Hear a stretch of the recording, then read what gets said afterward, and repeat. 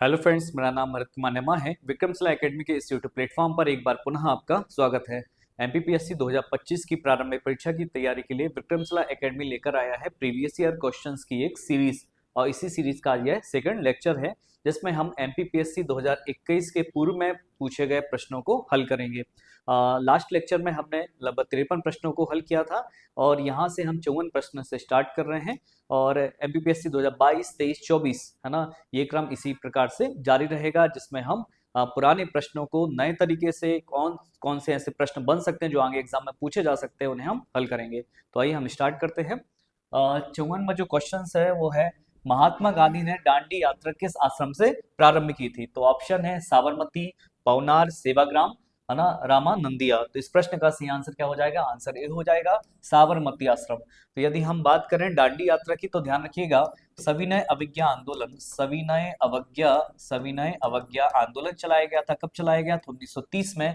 और इसी आंदोलन के दौरान दांडी यात्रा की गई है। इस दांडी यात्रा को नमक सत्याग्रह के नाम से भी जाना जाता है। एग्जाम में पूछा जा सकता है।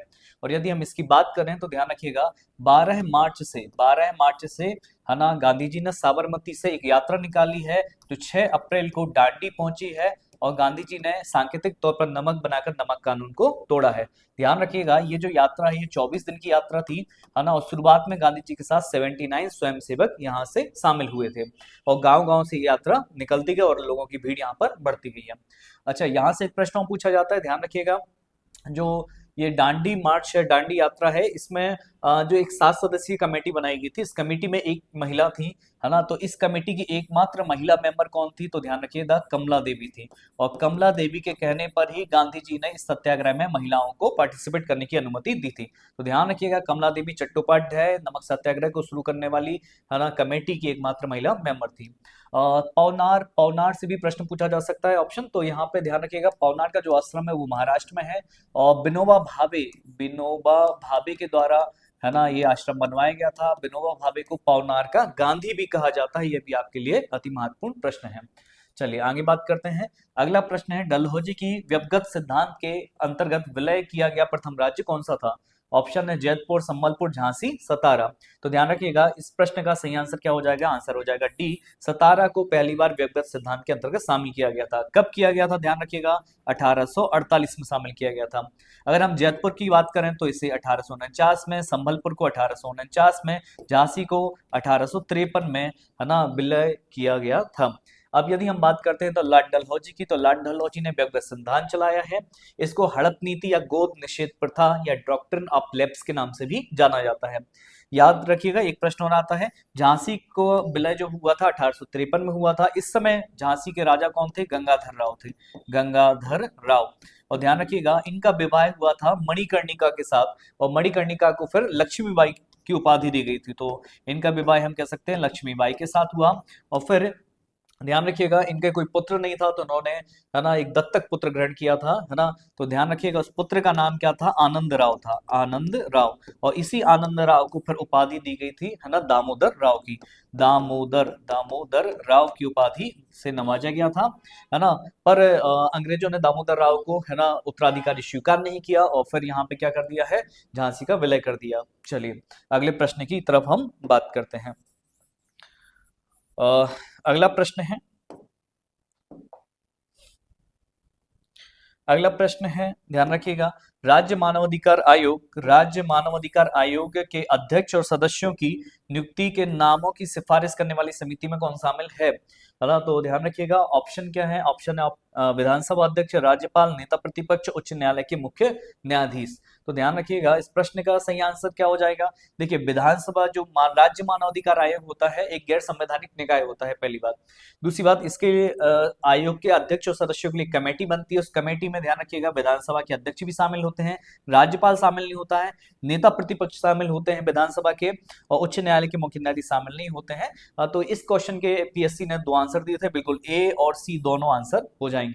यदि हम बात करें तो ध्यान रखिएगा, जो राज्य मानव अधिकार आयोग के अध्यक्ष और सदस्यों की नियुक्ति के लिए एक पैनल बनाया जाता है।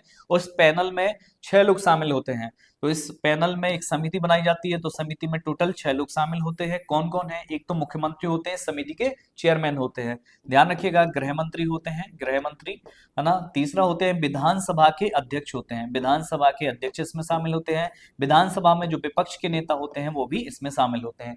साथ ही साथ जहां पे विधान परिषद होती है तो विधान परिषद के अध्यक्ष भी शामिल होते हैं, और विधान परिषद में विपक्ष का नेता होगा तो वो भी इसमें शामिल रहेगा, ये आपको याद रखना है। अच्छा, यहाँ से कुछ और प्रश्न भी पूछे जा सकते हैं, जैसे कि पूछा जा सकता है कि जो राज्य मानव अधिकार आयोग है उसमें कितने मेंबर्स होते हैं, तो ध्यान रखिएगा 1+2 मेंबर होते हैं, है ना। एक होते हैं अध्यक्ष, है ना, और 2 होते हैं सदस्य होते हैं। अध्यक्ष कौन बनेगा? ध्यान रखिएगा, जो उच्चतम न्यायालय है, हाई कोर्ट है, हाई कोर्ट के सेवानिवृत्त मुख्य न्यायाधीश या वर्तमान में कार्यरत, है ना, मुख्य न्यायाधीश को हाई कोर्ट न्यायाधीश को राज्य मानव अधिकार आयोग का अध्यक्ष बनाया जा सकता है। साथ ही साथ जो 2 सदस्य होते हैं उसमें से एक जो सदस्य होते हैं, है ना, ये जिला न्यायालय के न्यायाधीश होंगे जिन्हें 7 वर्ष का अनुभव हो, और जो दूसरा सदस्य होगा, है ना, इन्हें मानव अधिकार आयोग के विशेषज्ञ जो व्यक्ति होगा उसे सदस्य के तौर पर शामिल कर लिया जाएगा। एक अंतिम प्रश्न जो यहाँ से पूछा जा सकता है, ध्यान रखिएगा, राज्य मानव अधिकार आयोग के अध्यक्ष सदस्यों का कार्यकाल कितना होता है, तो ध्यान रखिएगा 3 वर्ष होता है। ये अभी 2019 में जो चेंज हुआ है उसके आधार पर है, तो 3 वर्ष का यहाँ पे कार्यकाल रहेगा। चलिए आगे अगले प्रश्न की तरफ बात करते हैं। अगले प्रश्न की तरफ बात करें तो ध्यान रखिएगा, ये प्रश्न एमपीपीएससी ने डिलीट किया था, है ना, पर हम जो प्रश्न है, प्रश्न में पूछे गए जो ऑप्शन है, ऑप्शन से जो प्रश्न पूछे जा सकते हैं हम उन पर बात करेंगे। तो अभी हम प्रश्न की बात नहीं करेंगे क्योंकि प्रश्न डिलीट हो चुका है। ऑप्शन में राज्यपाल, भारत के राष्ट्रपति, उच्च न्यायालय के मुख्य न्यायाधीश, गृह मंत्री है। तो ध्यान रखिएगा, राज्यपाल जो होते हैं आपको याद रखना है, राज्यपाल की नियुक्ति राष्ट्रपति करते हैं, आर्टिकल 155 के अंतर्गत करते हैं, ये आपको याद रखना है। भारत के राष्ट्रपति, है ना, तो आर्टिकल 52 में कहा गया है भारत का एक राष्ट्रपति होगा। आर्टिकल 53 कहता है संघ की कार्यपालिका शक्ति राष्ट्रपति में निहित होगी। उच्च न्यायालय के मुख्य न्यायाधीश की बात करें तो आर्टिकल 124, आर्टिकल 124 है ना, उच्च न्यायालय के न्यायाधीशों के बारे में प्रावधान करता है। और गृह मंत्री की बात करें तो केंद्र में हो चाहे राज्य में हो, एक गृह मंत्री होते हैं। यदि केंद्र की बात करें तो ध्यान रखिएगा, भारत के पहले गृह मंत्री कौन थे? सरदार वल्लभ भाई पटेल। और वर्तमान में गृह मंत्री कौन है? अमित शाह जी हैं। चलिए आगे बात करते हैं, अगले प्रश्न की तरफ बात करते हैं।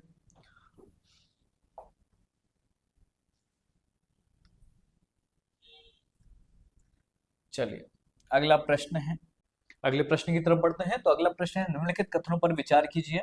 पहला है, भारत निर्वाचन आयोग के मुख्य निर्वाचन आयुक्त को उच्चतम न्यायालय के न्यायाधीश के वेतन के बराबर वेतन का संदाय किया जाता है। दूसरा, भारत के मुख्य निर्वाचन आयुक्त का कार्यकाल पद ग्रहण करने के दिनांक से 6 वर्ष की अवधि या 65 वर्ष की आयु जो भी पहले हो आता है वो होगा। तीसरा है, कोई निर्वाचन आयुक्त किसी भी समय मुख्य निर्वाचन आयुक्त को संबोधित स्व हस्ताक्षर लेख द्वारा अपना पद त्याग कर सकेगा। तो सही कथन क्या है? 1 3 1 2 1 2 3, केवल 3। तो इस प्रश्न का सही आंसर क्या हो जाएगा? प्रश्न का सही आंसर हो जाएगा आंसर बी, 1 और 2। तो ध्यान रखिएगा, एक बिल्कुल सही स्टेटमेंट है, दूसरा भी सही स्टेटमेंट है। तीसरा में क्या कहता है? कोई निर्वाचन आयुक्त किसी भी समय मुख्य निर्वाचन आयुक्त को संबोधित, तो यहाँ पे ये गलत हो जाएगा, यहाँ पर राष्ट्रपति, तो राष्ट्रपति को ये इस्तीफा देंगे, है ना, ये आपको याद रखना है। अच्छा ध्यान रखिएगा, अगर हम निर्वाचन आयोग की बात करें तो निर्वाचन आयोग का जो गठन हुआ है वो 25 जनवरी को हुआ है, 25 जनवरी 1950 का हुआ है। किस अनुच्छेद में वर्णन है निर्वाचन आयोग का? तो 324 में वर्णन है। यदि हम वर्तमान की बात करें, ध्यान रखिएगा, इसमें एक मुख्य निर्वाचन आयुक्त तो होते हैं और 2 अन्य निर्वाचन आयुक्त होते हैं। तो ध्यान रखिएगा, एक मुख्य होगा, 2 अन्य होंगे। ये हमारे यहाँ पे जब 1950 में निर्वाचन आयोग बना था तो 1950 से लेकर 1989 तक ये प्रक्रिया थी कि केवल एक मुख्य निर्वाचन आयुक्त तो होता है, पर एक और 2 अन्य निर्वाचन आयुक्त की जो प्रक्रिया है वो हमारे यहाँ 1993 से स्टार्ट हुई है। ये प्रश्न भी पूछा जा सकता है, इसे आपको याद रखना है।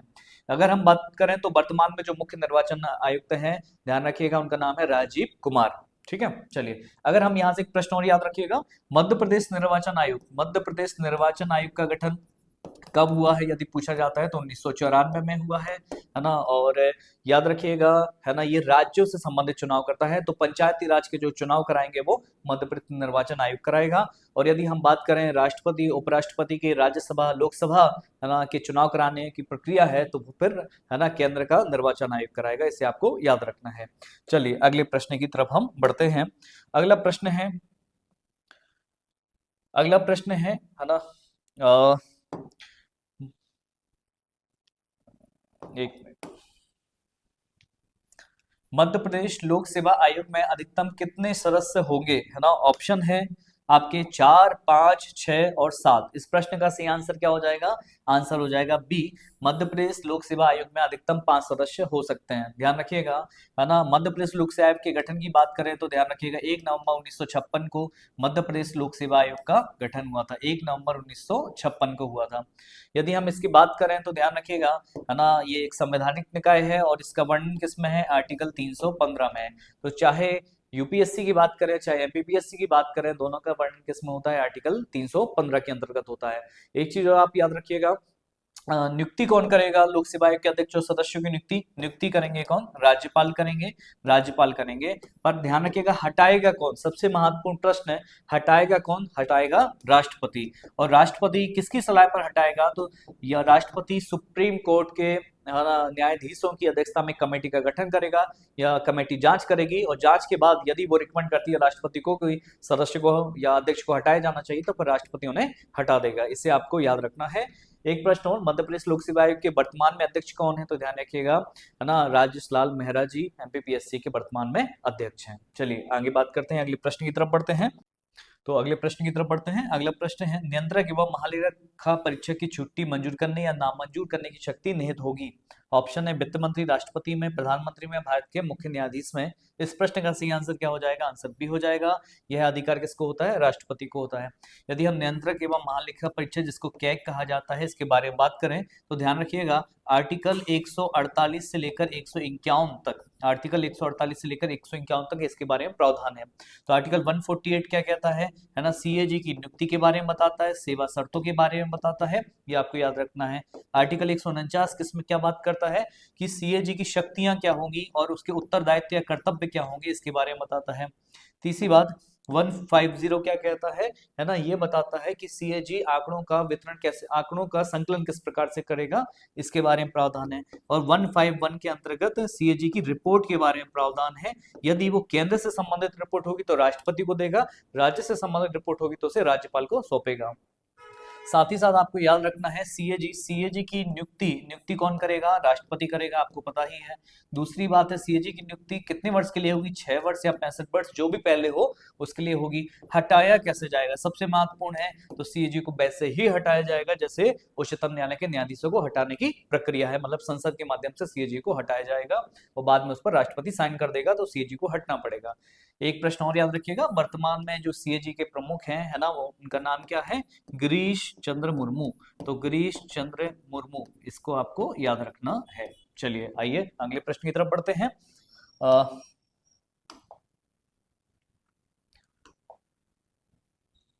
अगला प्रश्न है, वर्चुअल कीबोर्ड से खालिस्तान से कंप्यूटर की सुरक्षा करते हैं।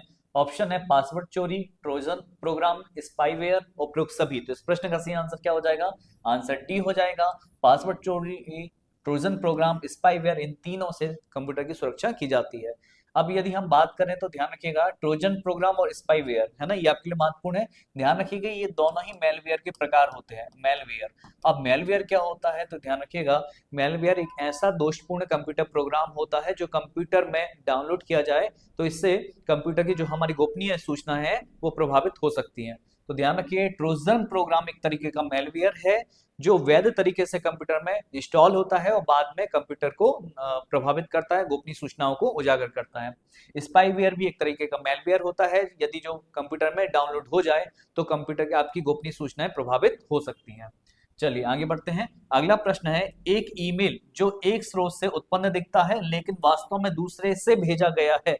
ऑप्शन क्या होंगे? फिशिंग, स्पूफिंग, स्पैमिंग, स्नीपिंग, है ना। इस प्रश्न का सही आंसर क्या हो जाएगा? आंसर हो जाएगा स्पूफिंग। ध्यान रखिएगा, स्पूफिंग जो होता है वो किसी को बदला लेने के लिए या उसे प्रभावित करने के लिए या उसे डराने के लिए, है ना, भेजा गया दोषपूर्ण प्रोग्राम होता है। यदि हम फिशिंग की बात करते हैं तो ध्यान रखिएगा, फिशिंग एक ऐसा प्रोग्राम होता है ना, जो लालच के लिए है ना, या आपको आपको दिखेगा कि शायद आपको फायदा हो सकता है और इसके माध्यम से आप उसको इंस्टॉल कर लोगे, है ना, उस लिंक पर क्लिक कर दोगे और फिर आपकी गोपनीय सूचनाएं, है ना, दूसरे व्यक्ति के पास पहुंच जाएंगी। स्पैमिंग क्या होता है, ध्यान रखिएगा, स्पैमिंग स्पैमिंग मतलब अवांछनीय या गलत ईमेल को भेजा जाना ही स्पैमिंग कहलाता है। तो ये सब साइबर अपराध के अंतर्गत आते हैं। चलिए आगे बात करते हैं, अगले प्रश्न की तरफ बढ़ते हैं। अगला प्रश्न है, माफ करिएगा, अगला प्रश्न है,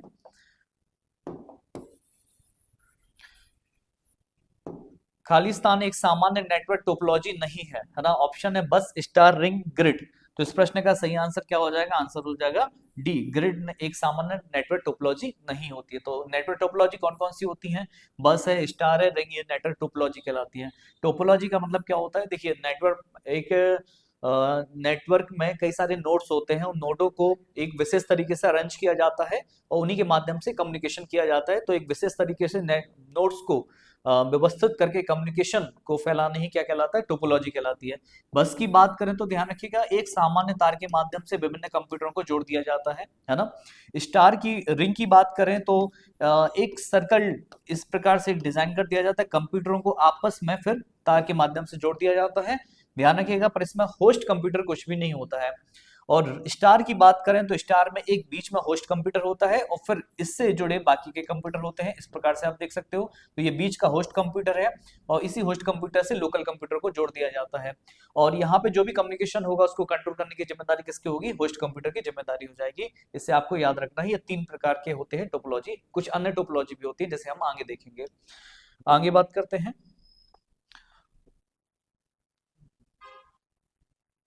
चलिए अगला प्रश्न है, अ, अगला प्रश्न है, सच्चा न्यायोचित विश्वास अक्सर कहा जाता है। ऑप्शन है हाइपोथेसिस, इंटेलिजेंस, ज्ञान, उपरोक्त में से कोई नहीं। तो इस प्रश्न का सही आंसर क्या हो जाएगा, आंसर हो जाएगा सी, ज्ञान एक सच्चा न्यायोचित विश्वास कहा जाता है। ध्यान रखिएगा, अगर हम कुछ अन्य विकल्पों की बात करें जैसे हाइपोथेसिस, इसको हिंदी में कहते हैं परिकल्पना, मतलब एक पूर्व ज्ञान के आधार पर जब अनुमान लगाया जाता है तो उसको हाइपोथेसिस कहते हैं। कई बार क्या होता है कि हम कुछ सिद्धांतों को पूर्व से हम जानते हैं और उन्हीं के आधार पे हम कुछ कल्पनाएं विकसित कर लेते हैं और उन्हीं सिद्धांतों के आधार पर उन्हीं कल्पनाओं को आगे सही ठहराने की कोशिश करते हैं अपनी रिसर्च के माध्यम से, तो वो कहलाती है हाइपोथेसिस। इंटेलिजेंस मतलब क्या होता है, हिंदी में कहते हैं इसको बुद्धि। और ध्यान रखिएगा, बुद्धि मतलब एक ऐसी मानसिक क्षमता जो आपको तर्क वितर्क करने या फिर चीजों के प्रति दृष्टिकोण का निर्माण करने के लिए सहायक होती है। यदि हम बुद्धि की बात करें तो ध्यान रखना, बुद्धि 3 तरीके की होती है, एक मूर्त बुद्धि होती है, एक अमूर्त बुद्धि होती है ना, और एक सामाजिक बुद्धि होती है। ध्यान रखिएगा, मूर्त है, अमूर्त है और एक सामाजिक बुद्धि है। मूर्त बुद्धि मतलब एक ऐसी क्षमता होती है जिसमें जो चीज हमें दिखाई दे रही होती है उनके उनको देखकर, उनकी पृष्ठभूमि को समझकर हम उनके बारे में डिसीजन बनाते हैं कि भाई ये चीज ये कर सकती होगी। तो ध्यान रखिएगा, यहाँ पे मूर्त बुद्धि किन में पाई जाती है, तो इंजीनियर हैं, डॉक्टर्स हैं, या फिर हमारे इंडस्ट्री से जुड़े हुए जो रिसर्चर्स होते हैं उनमें मूर्त बुद्धि पाई जाती है। अमूर्त की बात करें तो ऐसी मानसिक क्षमता होती है जो चीजें हमें कुछ दिखाई नहीं देती हैं और फिर भी हम उनके बारे में चीजों को क्रिएट कर रहे होते हैं। जैसे आप देखिए, गणितज्ञ है या फिर कोई कहानीकार है, साहित्यकार है, नाटककार है, उसके पास कौन सी बुद्धि होती है, अमूर्त होती है। सामाजिक बुद्धि, ध्यान रखिएगा, समाज की पृष्ठभूमि को समझकर, है ना, उसके माध्यम से अपनी चीजों को आगे बढ़ाना या अपनी बात को कैसे पहुंचाया जा सकता है, उन सब चीजों से संबंधित जो बुद्धि होती है वो सामाजिक बुद्धि कहलाती है। जैसे इसमें जो आपके राजनेता आते हैं, जो वक्ता आते हैं, जो आपके मीडिया पर्संस आते हैं, उनमें सामाजिक बुद्धि पाई जाती है, आपको याद रखना है। चलिए आगे बात करते हैं, अगले प्रश्न की तरफ बढ़ते हैं, है ना। अगला प्रश्न है हमारा, मालवा संवत इस नाम से भी जाना जाता है। तो ऑप्शन है कलचुरी संवत, कृत संवत, शक संवत, गुप्त संवत। तो इस प्रश्न का सही आंसर क्या हो जाएगा, इस प्रश्न का सही आंसर हो जाएगा बी, मालव संवत को कृत संवत के नाम से भी जाना जाता है। ध्यान रखिएगा, मालव संवत बोलो, कृत संवत बोलो या विक्रम संवत बोलो, बात एक ही है। तो 57 ईसा पूर्व या 58 ईसा पूर्व में विक्रम संवत आरंभ हुआ है। उज्जैन के एक क्षेत्रीय राजा रहते हैं, है ना, वो शकों को पराजित करते हैं और शकों को पराजित करने के उपलक्ष्य में विक्रमादित्य की उपाधि धारण करते हैं और वहां से ये संवत आरंभ हो जाता है। शक संवत की बात करें तो कुषाण वंश का राजा रहता है कनिष्क, कुषाण वंश का राजा है कनिष्क, 78 ईस्वी में राजगद्दी पर बैठता है और यहाँ से एक संवत यहाँ से शक सम्मत आरंभ हो जाता है। वर्तमान में भारत सरकार के द्वारा शक सम्मत को ही चलाया जा रहा है। गुप्त सम्मत की बात करें तो ध्यान रखिएगा 319-20 ईस्वी में, है ना, चंद्रगुप्त प्रथम राजगद्दी पर बैठते हैं और अपने राज्यारोहण के उपलब्धि के उपलक्ष्य में, है ना, गुप्त सम्मत को आरंभ करते हैं। कलचुरी सम्मत की बात करें तो 248-49 ईस्वी में कलचुरी सम्मत, एक राजा रहते हैं ईश्वर सेन, इनके द्वारा आरंभ किया गया था। साथ ही साथ ध्यान रखिएगा एक हिजरी संवत भी हमारे यहाँ है। हिजरी संवत ये 622 ईस्वी में है। हजरत मोहम्मद पैगंबर साहब मक्का से मदीना की यात्रा करते हैं, जिसको कहा गया हिजरत, वहां से हिजरी संवत आरंभ हो जाता है। और एक और आपको याद रखना है, अकबर के समय, ध्यान रखिएगा, अकबर के समय इलाही संवत आरंभ किया गया है। कब आरंभ किया गया है? 1583 में। तो 1582 में दीन ए इलाही धर्म अकबर ने चलाया और 1583 में इलाही संवत को शुरू किया था। आपके लिए ये सब महत्वपूर्ण है। चलिए आगे बढ़ते हैं, आगे बढ़ते हैं, अगले प्रश्न को देखते हैं। तो अगला प्रश्न है, निम्नलिखित में से कौन सा मध्यकालीन शहर छींटे नामक छपे हुए सूती कपड़ों के लिए प्रसिद्ध था? ऑप्शन है मांडू, सिरोंज, धार, रायसेन। तो इस प्रश्न का सही आंसर क्या हो जाएगा? ध्यान रखिएगा, इस प्रश्न का सही आंसर हो जाएगा सिरोंज। तो सिरोंज, ध्यान रखिएगा, मध्यकाल में छींट या छपे हुए सूती वस्त्रों के लिए प्रसिद्ध था। सिरोंज की बात करें तो ध्यान रखिएगा, ये विदिशा जिले की एक तहसील है, इसे आपको याद रखना है। छींट नामक छपे हुए सूती कपड़े, ध्यान रखिएगा, ये दक्षिण भारत में गोलकुंडा में आरंभ हुए हैं, बाद में फिर इनका प्रसार अलग अलग स्थानों पर हो जाता है। ठीक है, अगर हम अन्य विकल्पों की बात करें तो ध्यान रखिएगा मांडू, मांडू ध्यान रखिएगा, मांडू बाज बहादुर और रानी रूपमती के प्रेम गाथाओं के लिए प्रसिद्ध है ना, और यहाँ पर कई सारे स्थापत्य हैं। हिंडोला महल है, तो ये पूछा जा सकता है, हिंडोला महल है, जहाज महल है ना, ये दो महत्वपूर्ण महल हैं। और ध्यान रखिएगा, हिंडोला महल है, जहाज महल, ये मांडू स्थापत्य के, है ना, या मध्यकाल में मुस्लिम स्थापत्य के एक महत्वपूर्ण भाग माने जाते हैं। धार की बात करें तो ध्यान रखिएगा, है ना, धार में भी कई सारी चीजें हैं। यहाँ पे बाघ की गुफाएं हैं, बाघ की गुफाएं, और बाघ की गुफाओं से एक प्रश्न पूछा जाता है, इन्हें कब खोजा गया? तो 1818 में खोजा गया है। किसने खोजा है? तो डेंजर फील्ड नामक व्यक्ति ने बाघ की गुफाओं को खोजा था। रायसेन की बात करें तो रायसेन में रायसेन का दुर्ग है ना, ये 16वीं शताब्दी में राजा राज बसंती के द्वारा रायसेन के दुर्ग का निर्माण कराया गया था। और यहाँ पे कई अन्य स्थापत्य भी हैं, जैसे रोहित महल है ना, इत्रदार महल है ना, ये भी आपको याद रखना है। बादल महल भी रायसेन के किले के अंतर्गत ही आता है। चलिए आगे बात करते हैं, हम अगले प्रश्नों की तरफ बढ़ते हैं।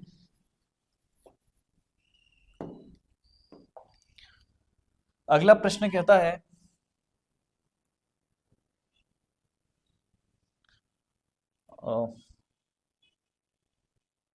चलिए अगला प्रश्न कहता है, निम्नलिखित में से कौन सा मध्य प्रदेश में स्वतंत्रता आंदोलन के संबंध में असत्य है?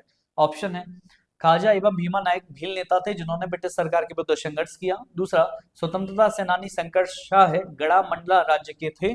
तीसरा, रामगढ़ के जुझार सिंह और उनके पुत्र देवनाथ सिंह ने ब्रिटिश सत्ता के खिलाफ संघर्ष किया। और डी है, सिपाही बहादुर सरकार की स्थापना इंदौर में की गई थी। तो कौन सा गलत है? तो ध्यान रखिएगा, ये जो एमपीपीएससी ने प्रश्न पूछा था, इसमें दो ऑप्शन गलत हैं, है ना, मैं दोनों के बारे में ही आपको बता देता हूँ। अगर पहले की बात करें तो खाजा और भीमा नायक भील थे जिन्होंने ब्रिटिश सरकार के खिलाफ संघर्ष किया था, ये बिल्कुल सही आंसर है ना। स्वतंत्रता के समय संघर्ष आए गड़ा मंडला के राज्य के थे, बिल्कुल सही बात है। रामगढ़ के जुझारू से, यहाँ पे ध्यान रखिएगा, रामगढ़ नहीं आएगा, जुझारू से हैं, जुझारू से ये ओरछा के राजा थे, तो ओरछा के राजा थे, है ना।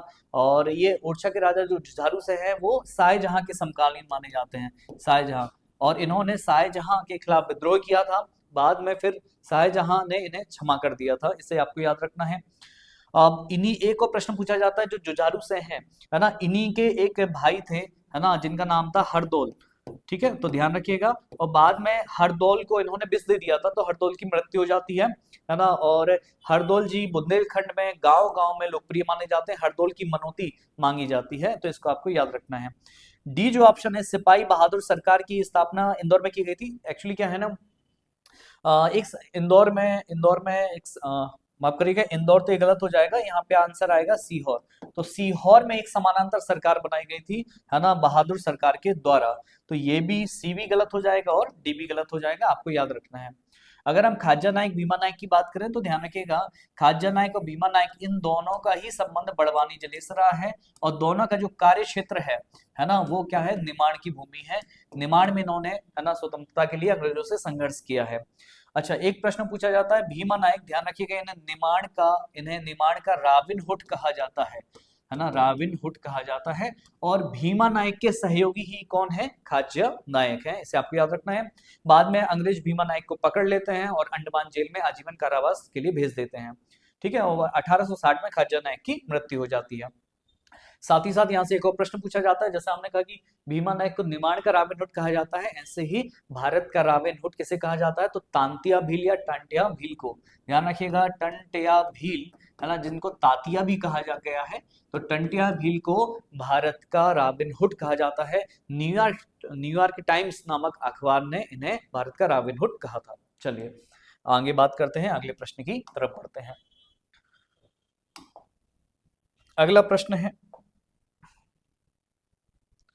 अगला प्रश्न है, निम्नलिखित में से किस जिले में गोटमार मेला आयोजित होता है? ऑप्शन है इंदौर, मंदसौर, छिंदवाड़ा, खरगोन। तो इस प्रश्न का सही आंसर क्या हो जाएगा? देखिए, जब ये प्रश्न पूछा गया था उस समय छिंदवाड़ा का विभाजन नहीं हुआ था, तो उस समय आंसर क्या था, सी, छिंदवाड़ा था। पर अब छिंदवाड़ा से अलग होकर पांडुर्ना नामक एक नया जिला बन गया है। तो अब प्रश्न पूछा जाएगा गोटमार मेले का आयोजन कहाँ होता है, तो आपका आंसर क्या हो जाएगा, पांडुर्ना में होता है। दूसरी बात, ये किस नदी के किनारे होता है, तो जाम नदी के किनारे, है ना, ये मेला होता है। और इसमें क्या होता है कि इसमें, है ना, दो, जाम नदी के एक तरफ पांडुना और दूसरी तरफ सावर गांव है, तो दोनों तरफ के पांडुना और सावर गांव के लोग, है ना, एक दूसरे पर पत्थर फेंकते हैं, है ना, ये परंपरा रही है गोटमार मेले की, इसे आपको याद रखना है। अब यदि हम पांडुना की बात करें तो ध्यान रखिएगा, करंट का क्वेश्चन है, पांडुना मध्य प्रदेश का 55वां जिला है, ध्यान रखिएगा, और जबलपुर संभाग का 9वां जिला आता है। तो पांडुना जिला किस संभाग के अंतर्गत पूछा जाए तो जबलपुर, और कौन से नंबर का जिला है, तो 55वें नंबर का जिला है। और ये जिला कब बना है, तो वर्ष 2023 में जिला बना है। ये प्रश्न आपसे एमपीपीएससी में पूछे जा सकते हैं। चलिए, बाकी यदि हम अन्य ऑप्शन की बात करें, यहाँ से कौन से प्रश्न पूछे जा सकते हैं, तो ध्यान रखिएगा, इंदौर आप जानते हैं, इंदौर मध्य प्रदेश की आर्थिक राजधानी कही जाती है। मंदसौर, यहाँ पे ध्यान रखिएगा, एक महत्वपूर्ण किला है जिसको कहते हैं हिंगलाजगढ़ का किला है। यहाँ पे पशुपतिनाथ जी का मंदिर भी है, इसे आपको याद रखना है। खरगोन के बारे में यदि हम बात करते हैं तो ध्यान रखिएगा, खरगोन लाल मिर्च के उत्पादन के लिए प्रसिद्ध है, ध्यान रखना, लाल मिर्च के लिए भी प्रसिद्ध है, और साथ ही साथ लहसुन लहसुन के लिए भी प्रसिद्ध है। चलिए आगे बात करते हैं, अगले प्रश्न की तरफ बढ़ते हैं।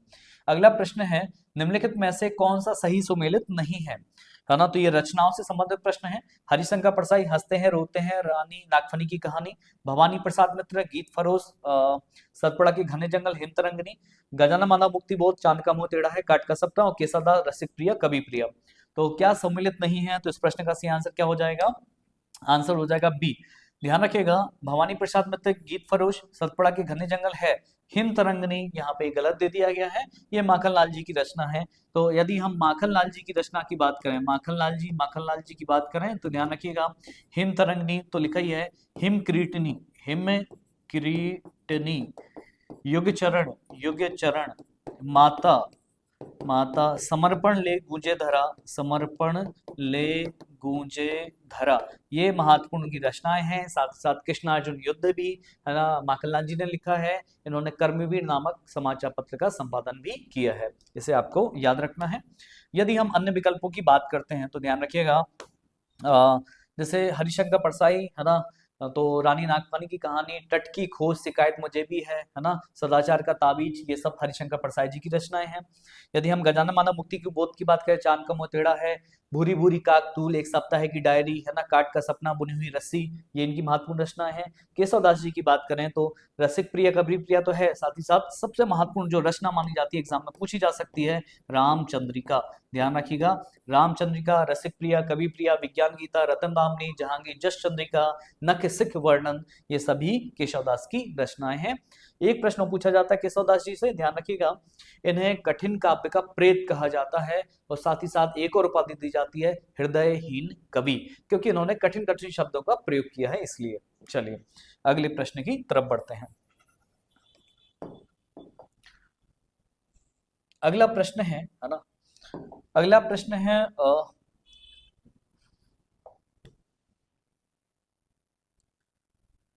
चलिए अगला प्रश्न है, भारतीय संविधान का अनुच्छेद 338 संबंधित है। ऑप्शन है राष्ट्रीय अनुसूचित जाति आयोग, राष्ट्रीय अनुसूचित जनजाति आयोग, पिछड़ा वर्ग के लिए राष्ट्रीय आयोग, राष्ट्रीय मानव अधिकार आयोग। तो इस प्रश्न का सही आंसर क्या हो जाएगा, है ना, राष्ट्रीय अनुसूचित जाति आयोग। ध्यान रखिएगा, आंसर ए ही हो जाएगा।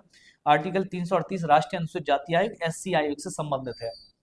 ठीक है, अगर अन्य विकल्पों की बात करें तो ध्यान रखिए, राष्ट्रीय अनुसूचित जनजाति आयोग इसका वर्णन 338 ए में है, पिछड़ा वर्ग के लिए राष्ट्रीय आयोग इसका वर्णन 338 बी में है, और राष्ट्रीय मानव अधिकार आयोग संवैधानिक निकाय नहीं है, सांवैधिक निकाय है। ध्यान रखिएगा, गैर संवैधानिक निकाय है राष्ट्रीय मानव अधिकार आयोग, है ना। और इसका गठन की यदि हम बात करते हैं तो ध्यान रखिएगा 12 अक्टूबर 1993 में, है ना, राष्ट्रीय मानव अधिकार आयोग का गठन हुआ था। और साथ ही साथ आपको याद रखना है, इस अधिनियम में 2019 में संशोधन किया गया है। ठीक है, अब कुछ अन्य विकल्पों की यदि बात करें, देखो ये जो सी है पिछड़ा वर्ग के लिए राष्ट्रीय आयोग 338 बी में है, इसका वर्णन किसमें है, 338 बी में है। पहले ये संवैधानिक निकाय नहीं था। ध्यान रखिएगा, वर्ष 2018 में 102वां संविधान संशोधन हुआ है, और 102वें संविधान संशोधन के अंतर्गत पिछड़ा वर्ग आयोग को संवैधानिक दर्जा प्रदान किया गया है, इसे आपको याद रखना है। चलिए आगे बात करते हैं।